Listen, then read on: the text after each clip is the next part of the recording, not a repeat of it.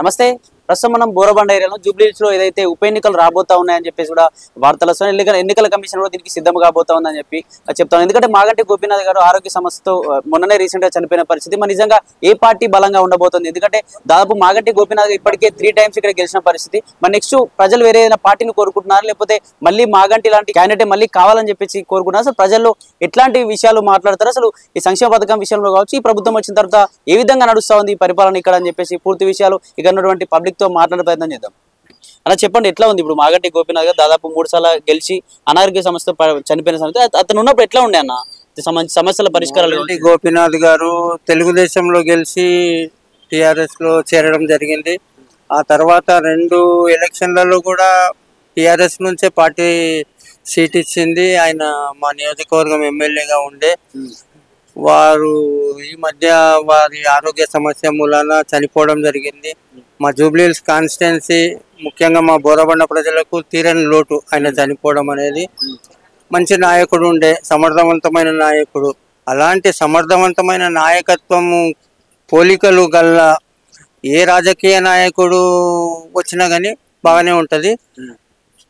మా ఒపీనియన్ ఏంటంటే, ఒకసారి కాంగ్రెస్ ఇంతకుముందు కాంగ్రెస్ ఉండే బీఆర్ఎస్ కూడా 10 సంవత్సరాలు గవర్నమెంట్ చేసిండ్రు. వాళ్ళు ఒక కొత్త ప్రభుత్వాన్ని తెలంగాణ రాష్ట్రంలో చూస్తే బాగుంటుంది అని మా నమ్మకం. ఎందుకంటే మొన్నటి వరకు ఆంధ్ర గవర్నమెంట్ కూడా ఒక 5-10 సంవత్సరాలు వెనుకకి వెళ్ళిపోయిన రాష్ట్రంగా ఉండే.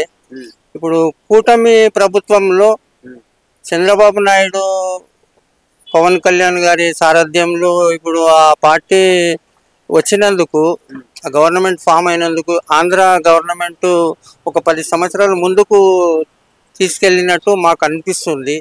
అదేవిధంగా డబుల్ ఇంజన్ సర్కార్ ఇక్కడ కూడా కూటమి తెలుగుదేశము, పవన్ కళ్యాణ్, జనసేన, బీజేపీ కూటమి నుండి బీజేపీకి ఇక్కడ లంకాల దీపక్ రెడ్డి గారికి ఇస్తే బాగానే ఉంటుంది. మాకు సికింద్రాబాద్ కాన్స్టిట్యున్సీ కిషన్ రెడ్డి గారు కూడా ఉన్నారు. అంతకుముందు బండారు దత్తాత్రేయ గారు ఉండే. ఇక్కడ అయితే సికింద్రాబాద్ కాన్స్టిట్యున్సీ అంటేనే బీజేపీ.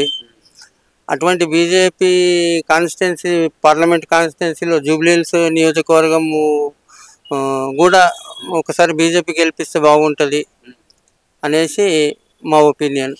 అంటే ఇతర పార్టీలు కూడా ఉన్నాయి, కాంగ్రెస్ ఉంది, మళ్ళీ బీఆర్ఎస్ కూడా బాగానే చేసింది అంటున్నారు. మళ్ళీ బీఆర్ఎస్ ఎందుకు వద్దు? మరి కాంగ్రెస్ కూడా అధికారంలో కాంగ్రెస్ ఉంది కాబట్టి అధికారంలో ఉన్న పార్టీ గెలిచి కూడా బాగుంటుంది కదా. బీఆర్ఎస్ కూడా బాగానే చేసింది 10 సంవత్సరాలు కూడా. కానీ ఎండింగ్ మూమెంట్ లో కొంచెం పబ్లిక్ లో వ్యతిరేకత వచ్చింది. బీఆర్ఎస్ గవర్నమెంట్ తీసేసి కొత్తదనాన్ని కోరుకుంటే బాగుంటుంది అనేసి రేవంత్ రెడ్డి గారిని గవర్నమెంట్ రావడానికి అందరూ సహకరించి ఓట్లేసి గెలిపించారు. భారీ మెజార్టీతో గెలిచిండ్రు. కాకపోతే వీళ్ళ పథకాలు పబ్లిక్ లోపలికి వెళ్ళట్లేదు. ముఖ్యంగా మన తెలంగాణ రైతాంగము ఊర్లలోనే ఎమ్మెల్యే సీట్లు బాగా గెలిచి వచ్చిండ్రు, కానీ వాళ్ళకే దిక్కు దివానం లేదు. ఇప్పుడు హైదరాబాద్ పరిస్థితి అంటే ఇక్కడ బీఆర్ఎస్ మొత్తం ప్రతి ఒక్క కాన్స్టిట్యున్సీ కూడా బీఆర్ఎస్ రావడం జరిగింది. ఇక్కడ అభివృద్ధి కూడా హైదరాబాద్ లో మంచిగానే చేసిండు కేసీఆర్ గారు. కాకపోతే ఈ కాంగ్రెస్ గవర్నమెంట్ మీద నమ్మకం అయితే పోయింది పబ్లిక్. ఒక బస్సు లేడీస్ కు బస్సు ఒకటే అంటని పెట్టిండ్రు. ఆ బస్సు కూడా పెద్ద సక్సెస్ అయినట్టు ఏం లేదు. టికెట్ తీసుకొని మొగళ్ళు, ముసలోళ్ళు, బిజినెస్ డ్యూటీలు చేసేటోళ్ళు, కాలేజీలు స్కూళ్ళు పోయేటోళ్ళు అందరు టికెట్లు తీసుకుంటారు జెంట్స్. లేడీస్ ఏమో ఆధార్ కార్డు చూపించేసి వాళ్ళే జెంట్స్ సీట్లలో కూర్చుంటారు. అట్లా ఈ మొత్తం జెంట్స్ కూడా ఫ్రీ పెట్టేస్తే ఇంకా బాగుంటుంది. ఇప్పుడు ఎంతైతే నమ్మకంతో రేవంత్ రెడ్డి గారి గవర్నమెంట్ బాగుంటుంది, ఒకసారి ఇచ్చి చూద్దాము అనే నమ్మకంతోనే మేము ఓట్లేసి అది చేసినాము.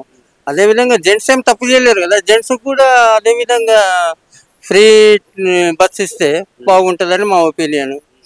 ఇంకోటి, వాళ్ళు అనుకున్న పథకాలు పబ్లిక్ ఎవరికి అందడం లేదు. మాకు కూడా అందలేవు. ఫ్రీ కరెంట్ లేదు, 2500 రూపాయలు మన ఇంట్లో ఆడపడుచులకు ఇస్తాంటానన్నారు, అవి కూడా రాలేదు. మాకైతే పొలాలు లేవు, ఏం లేవు.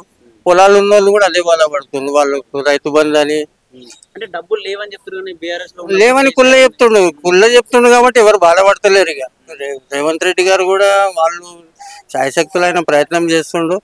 కాకపోతే ఆయన దగ్గర డబ్బులు లేవు, నేను ఎక్కడికి వెళ్ళి తెచ్చియాలి అంటుండు. తెచ్చియాలి అన్నప్పుడు ఇంకా మనం కూడా అర్థం చేసుకోవాలి కదా, గవర్నమెంట్ డబ్బులు లేవన్నప్పుడు ఎట్లకి వెళ్ళి తెచ్చిస్తారు అనేసి. అంటే ఆల్రెడీ బీఆర్ఎస్ ప్రభుత్వం ఒకసారి బీఆర్ఎస్ ప్రభుత్వం చూసిరు, కాంగ్రెస్ కూడా చూసిరు, అంటే ఒకసారి బీజేపీ కూడా చూడాలి అని మీ అభిప్రాయం అంతే? అభిప్రాయం బీఆర్ఎస్ కూడా మంచిగా చేసింది, బీఆర్ఎస్ ను చూసినాము, కాంగ్రెస్ ను చూసినాము.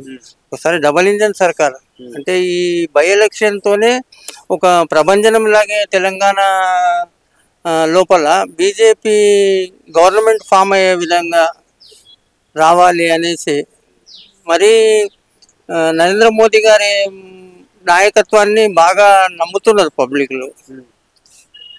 ఇప్పుడు ఆయననే ఇక్కడ నిలబడ్డట్టు మా ఫీలింగ్, ఎవరికి ఇచ్చినా సరే బీజేపీ నుంచి.